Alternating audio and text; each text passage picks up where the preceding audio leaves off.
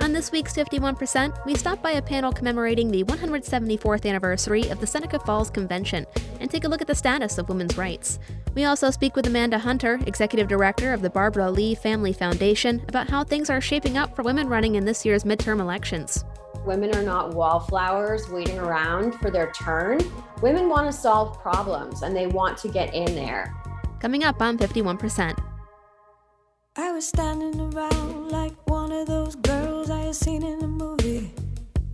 The whole world was a movie back then. I had my sunglasses on, I wanted to be seen without seeing shy Lolita. I wasn't really in it, I didn't really get it. You are listening to 51%, a WAMC production dedicated to women's issues and experiences. Thanks for joining us. I'm Jessie King. On July 20th, the National Women's Hall of Fame celebrated an interesting anniversary, the 174th anniversary of the Seneca Falls Convention, the first major convention for women's rights in the U.S. The Hall of Fame is located near the Wesleyan Chapel in Seneca Falls, New York, where the convention took place in 1848. It's where Elizabeth Cady Stanton and other activists signed the Declaration of Sentiments, kicking off the women's suffrage movement and fueling the larger struggle for equality and women's rights. To mark the anniversary, the Hall of Fame hosted a panel with State Inspector Lucy Lang discussing New York women then and now, analyzing the fight for women's rights in New York, what that fight looks like today, and where we're going. We're bringing you a slice of that panel today, and just a heads up that they did discuss sensitive topics like domestic violence, but we may as well start at the beginning, before even the American Revolution. Michelle Shenandoah is the founder of the nonprofit Rematriation and a traditional member of the Oneida Nation Wolf Clan of the Haudenosaunee Confederacy. She says the Haudenosaunee Confederacy is one of the oldest democracies in the world. Observing the freedoms enjoyed by its people, and particularly its women, had a considerable impact on the early European colonists, who were more familiar with the monarchy and patriarchal society. Ultimately, Shenandoah says the Haudenosaunee were a major influence on the U.S. Constitution and later the women's rights movement. Women are central. We are the seat of authority in our governments.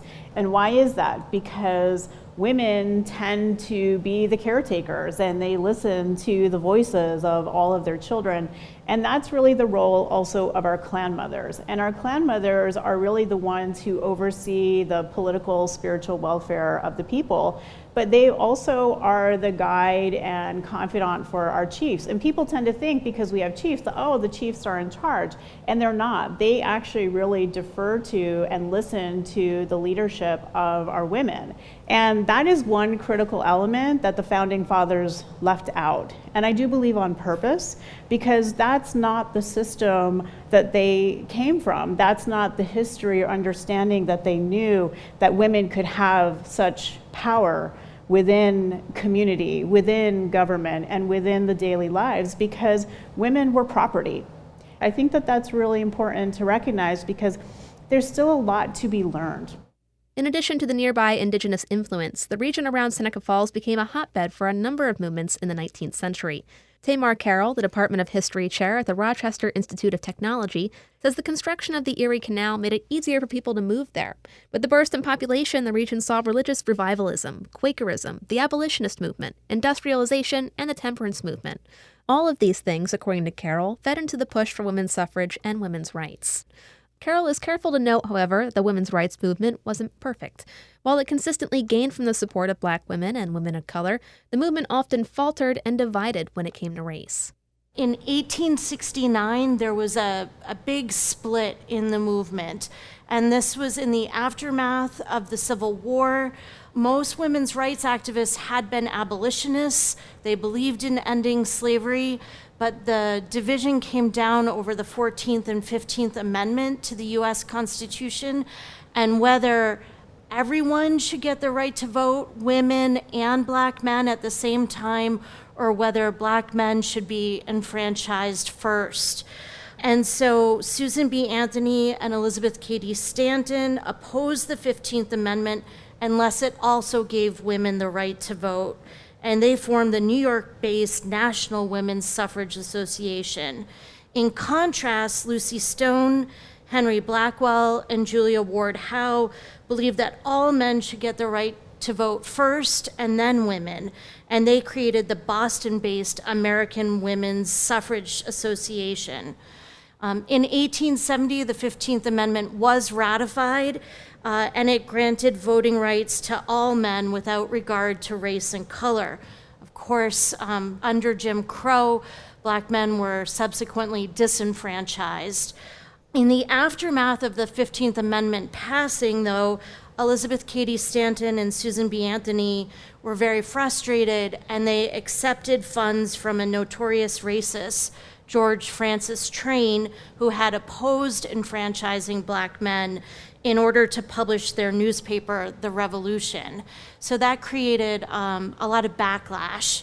And I think the movement really didn't unify again until the next generation of activists. New York would ultimately give women the right to vote in 1917, 3 years before women's suffrage was granted nationwide through the 19th Amendment. Obviously, there's a wealth of women's history between then and now, but how are things looking today? To some, the current status and future of women's rights might look a little murky. The Supreme Court just rolled back nearly 50 years of constitutional protection for abortions in the U.S., with many fearing that protections for other rights could follow. Violence against women is pervasive on a global scale. According to the National Coalition Against Domestic Violence, roughly 1 in 4 women in the U.S. have reported some form of physical violence, sexual violence, or stalking from their partner. Carol in Shenandoah noted that historically such issues pose even a bigger threat to women of color and members of the LGBTQ community. Even the COVID-19 pandemic has had its impact. Kelly Owens, executive director of the New York State Office for the Prevention of Domestic Violence, says her office ultimately saw an increase in reports of domestic violence during the coronavirus pandemic. While New York law still largely protects abortion rights, she worries that the overturning of Roe v. Wade could further aggravate violence and control of women in states where abortion is being restricted. Pregnancy, whether to have or have not a pregnancy, has always been a matter of control. 85% of women who are in domestic violence situations report reproductive coercion. And we often don't think of that as a society, right? We don't paint that picture of what this looks like for somebody.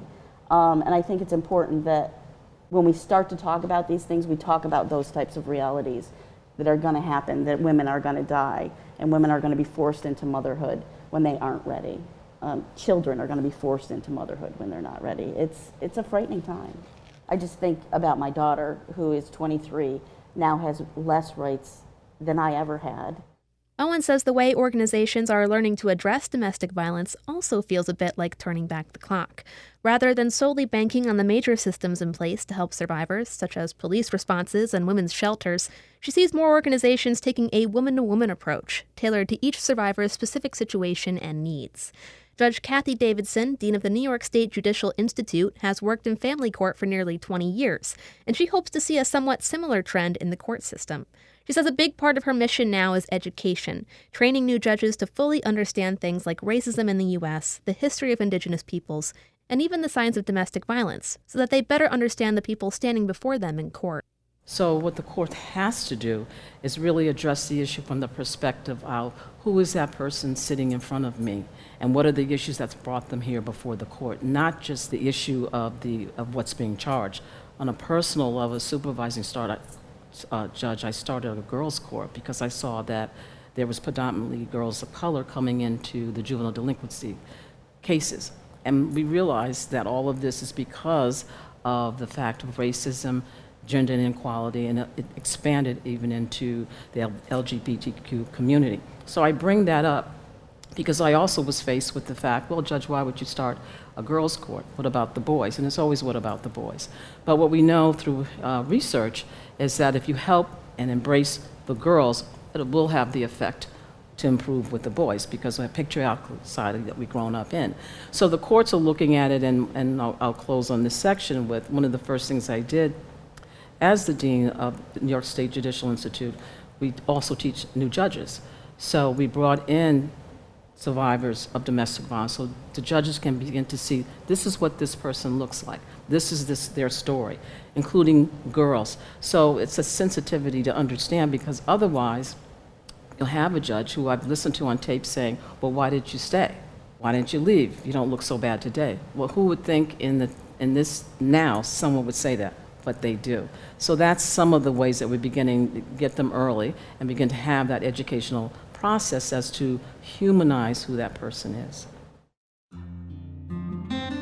Overall, all of the panelists said education, specifically the history being taught to our children, is critical for the future of women's rights. Shenandoah notes it's important that history is told from all angles, and she hopes to see more Indigenous voices come to the forefront. You know, this leads to bigger issues. It's not just about abortion, but it's about the roles that women play and serve. And so within our governments, it's the women who even, make the choice whether to go to war or not. And so I just encourage women of today to begin to look at really what is the inherent power that you have. The second thing, and as I say, I'm speaking from the world I come from, now you see how important it is for you to know who are these judges either running for office or being appointed. Go when they're campaigning or being appointed, consider it, and ask them, well, what have you done lately for people of color? Don't just show up in, the campaign world. Become involved and get to know who is this person running, and ask them these questions. What I would say to New Yorkers is be proud of our history, but own our history as well. And to the judge's point, I can't think there's anything better than we should be thinking about right now is who we put in judgeships, who we put in district attorneys' positions, who we put in those positions that ultimately look like they're making the decisions for women. So it's not always about the president. It's sometimes about those people on your school board that you ought to be thinking about. If you or someone you love is suffering from domestic violence, the National Domestic Violence Hotline is available at 1-800-799-SAFE. Again, that's 1-800-799-SAFE. You can also text START to 88788. If you'd like to hear the full New York Women Then and Now discussion, you can find a link at WAMCpodcast.org.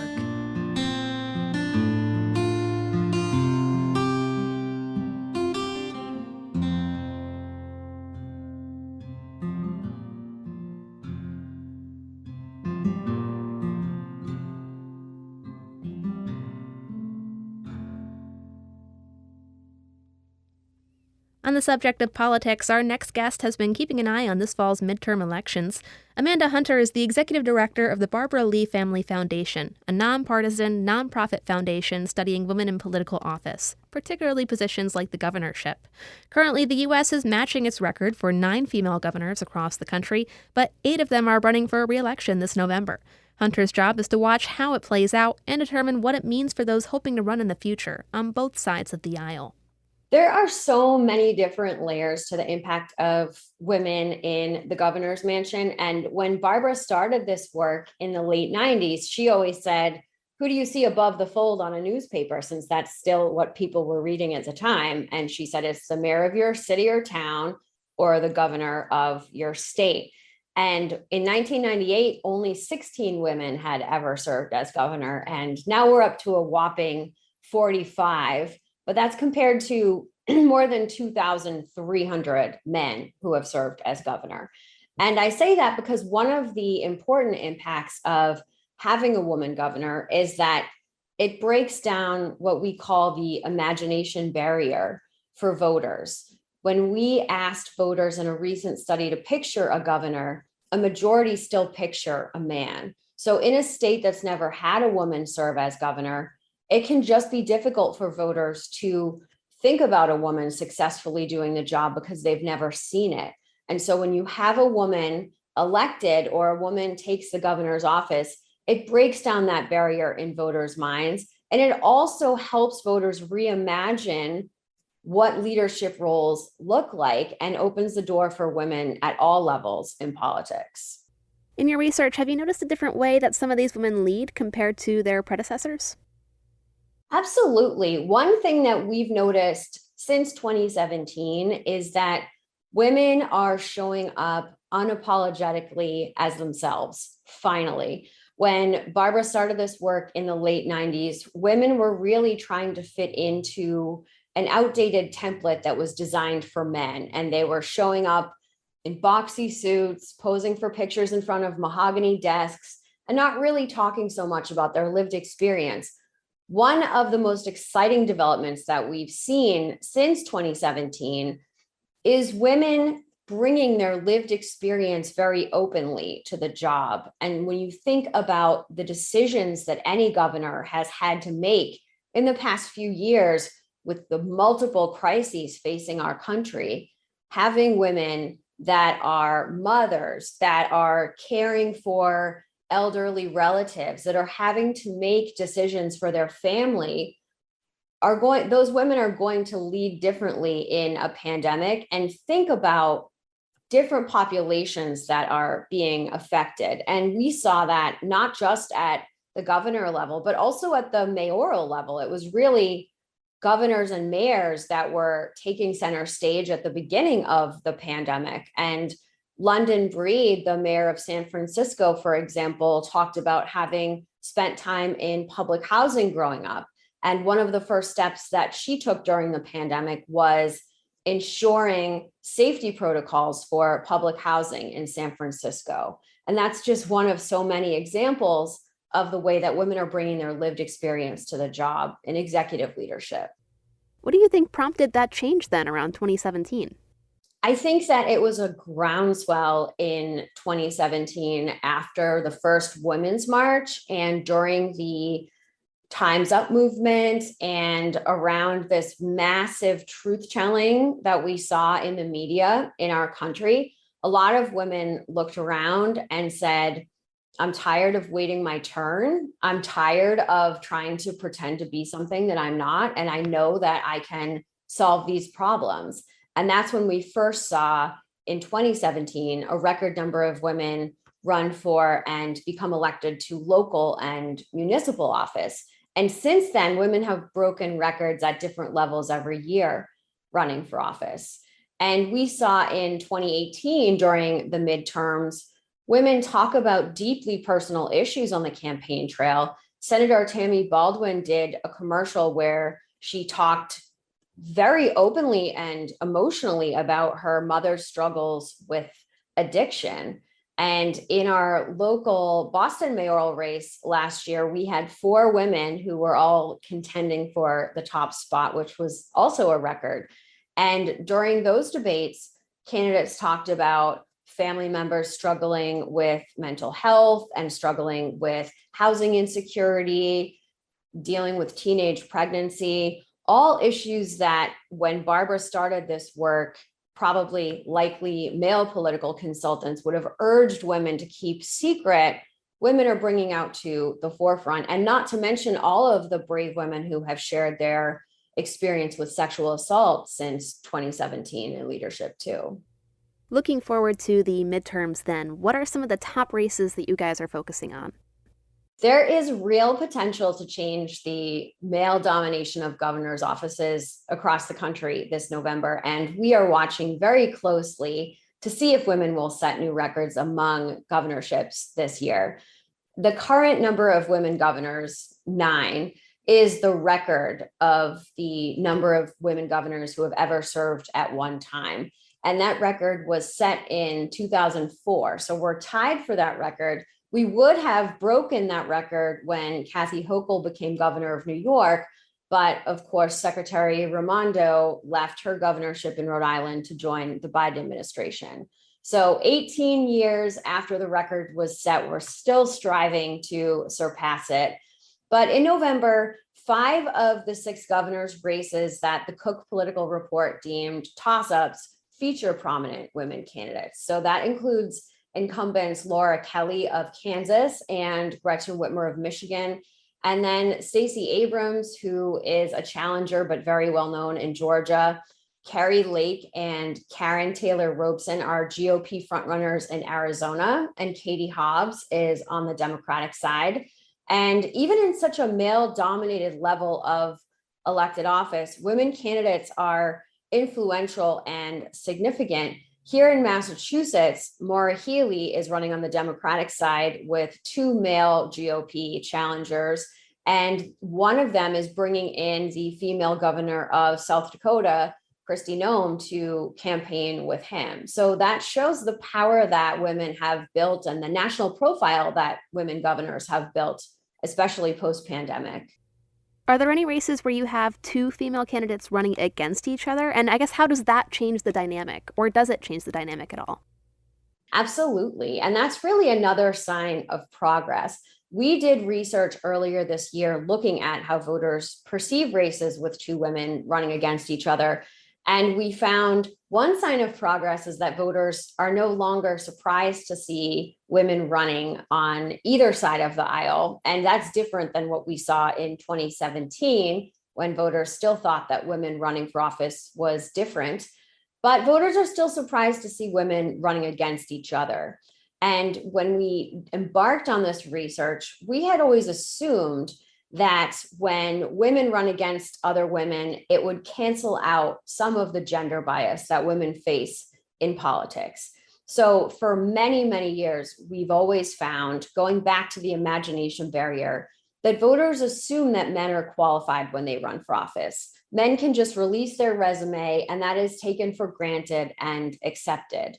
Women have to do much more, especially when seeking executive office, to show that they're up to the job. We often say that women have to show while men can tell. Women have to show they're able to get results. They can't just say that they held a job. They have to talk about what they did in the job.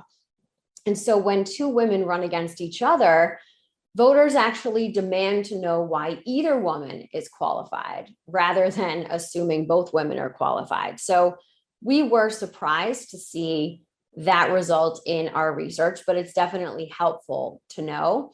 And voters also hold women to a different and higher standard when it comes to campaigning. So if a woman is going to go negative on a campaign, voters are still a little bit surprised to see that. And so looking forward to November, the Arizona primary next month will determine the November ballot, but it looks likely that the governor's race will be between one of the two women GOP candidates and Katie Hobbs, who is the current Secretary of State in Arizona. And in Iowa, current Governor Kim Reynolds is facing Democrat Deidre DeGier, who could also be the first Black woman governor if she were to win. And Alabama, current Governor Kay Ivey is facing Democrat Yolanda Flowers, who is another candidate that could potentially make history as the country's first Black woman governor. And in Oregon, current Governor Kate Brown is unable to run due to term limits. And so there are currently a number of women in the primary for contention. And Tina Kotek, who is running as a Democrat there, is the current Speaker of the House. And Maura Healey, who's running here in Massachusetts, could either be the first out lesbian woman governor in the country if either of them were to win their election. And there's also potential for a Republican woman to match up against incumbent Gretchen Whitmer in Michigan. So definitely a lot to watch in November. We've got women running on both sides of the political aisle. So what's the balance there? Do you find women are more likely to run for one party or another? And are the perceptions different when you're running in one party as opposed to another? We've definitely seen in recent years more women running on the Republican side. For a while, it was definitely more women running on the Democratic side. People still assume that women have certain traits as leaders that lend themselves as benefits when they run for office. So people tend to think generally that women reach across the aisle, that they're more collaborative, and that they're better on policy issues like education and healthcare. But Republican women have an advantage because voters think that Republican women are stronger on things like the economy and national security, which they tend to think that women are weak on. So there are definitely advantages that women on either side of the aisle have. And I think that both parties have realized that and are seeing that women can win if they run. You've talked a little bit about the obstacles women face on the campaign trail, but once I guess like they're in that seat, what kinds of things do you see women leaders having to navigate? Well, we know generally that women's appearance is scrutinized a lot more than men, their tone of voice, their hair, and that doesn't go away when they are elected to office. Obviously, in many offices, like governorships and mayors, they have been dominated by men for hundreds of years, and people are used to seeing often a white man in a suit. That's the uniform. So when women show up differently in the job, certainly they look different, they dress different. sometimes people can scrutinize them, sometimes publicly, and hold them to a higher standard. We also know that during a crisis, and we have so many different crises facing our country, our research shows that voters worry that women won't be strong or decisive enough during a crisis, although sometimes when women are strong and decisive during a crisis, voters punish them and they face a backlash. So there's a real fine line that women are walking all the time. We call it the likability tightrope, because voters have to believe that a woman is qualified, but they also have to like her in order to support her. And they will vote for a man they do not like if they believe that he's qualified. So even when women are showing strength and having to make tough decisions, they still can't show up looking too tough, or else they'll alienate voters and not be likable. Lastly, overall, what do you think we should take away from this research? If I'm a woman looking to get into politics, what should I know on this front? I think that for anybody listening, what's important is to be aware of your own internal bias and your friends and your colleagues and your family, because everybody has it. As you hear people talking about women in public office or women candidates, if you hear someone say something that is sexist, and people still do, feel free to say something like, would you say that same thing if that person were a man, or if that person were insert name of another man that is in the race? Because oftentimes the answer is no.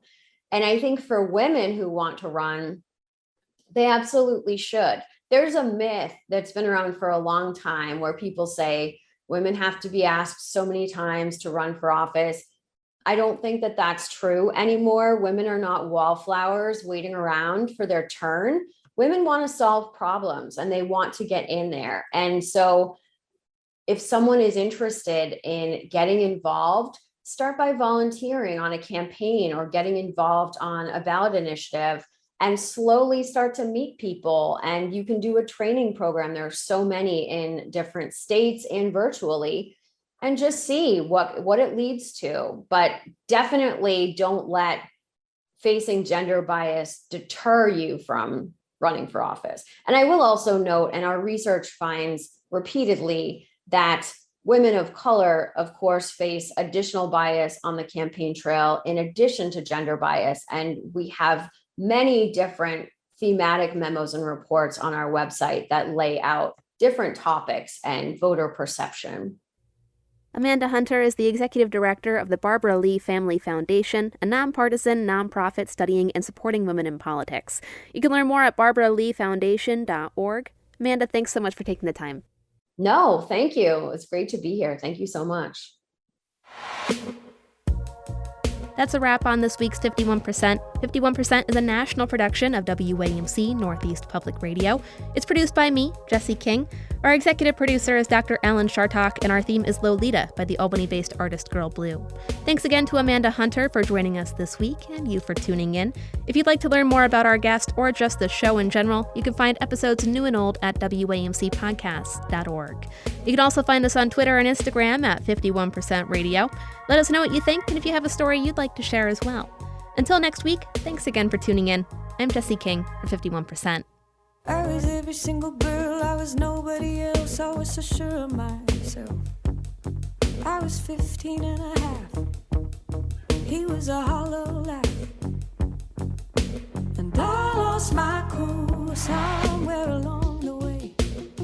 The night air down the hallway, I had to learn how to look away. I lost my cool